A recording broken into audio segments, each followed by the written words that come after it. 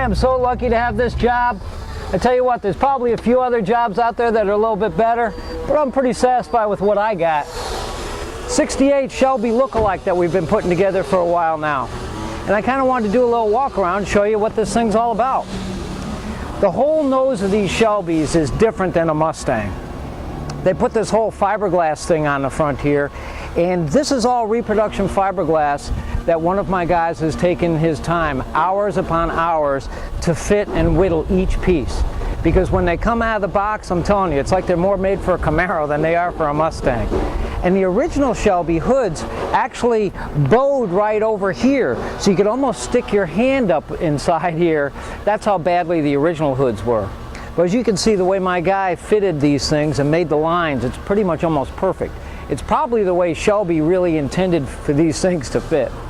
But we went with the Le Mans stripes on it. If you open up the hood, we did a couple of different things on this. Again, it's not a real Shelby, so you can do whatever you want when you make something like this. We got a motor in here that's built up to about 300 horsepower. We got some shorty headers on it, four-wheel disc brake setup on this thing, 5-speed Tremec transmission in it, and a 355 posi gear. So this thing is really just a nice car to drive around and have a lot of fun with.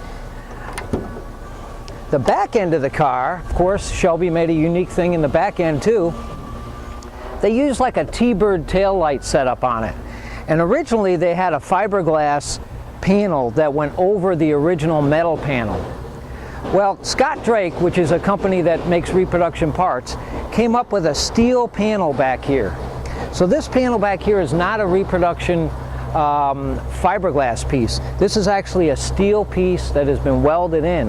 And a while back I did a video on how this thing gets welded in.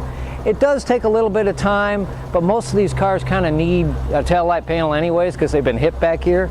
So now's the time to put in the Drake panel, which is made out of steel. As you can see, it fits like a charm, works well, and it won't crack or do anything adverse on it. Got the original style dual exhaust on it. You can see our body lines here are like almost perfect. And that's just the way my guy made the fiberglass on this thing fit. And like I say, it takes hours upon hours to make each one of these pieces fit the way they should fit. Side scoops, it's not something that we molded in. We actually fit the scoop to the side of the car, so this way nothing can crack back on the thing. Interior-wise, although the gentleman that we did this for liked the 68 exterior, he had us do a splash of the 67 interior, which has this whole stainless setup on it with the deluxe door panels. And of course we went with the classic wood steering wheel on it. So you know what? The lesson to be learned here is that you can make yourself a good-looking car with the reproduction stuff that's out there, as long as you go into it knowing that you're going to have to tweak it, and a lot of times tweak it a lot too. So let me jump back into this thing, take it for a last test drive down the road before I deliver it to the customer.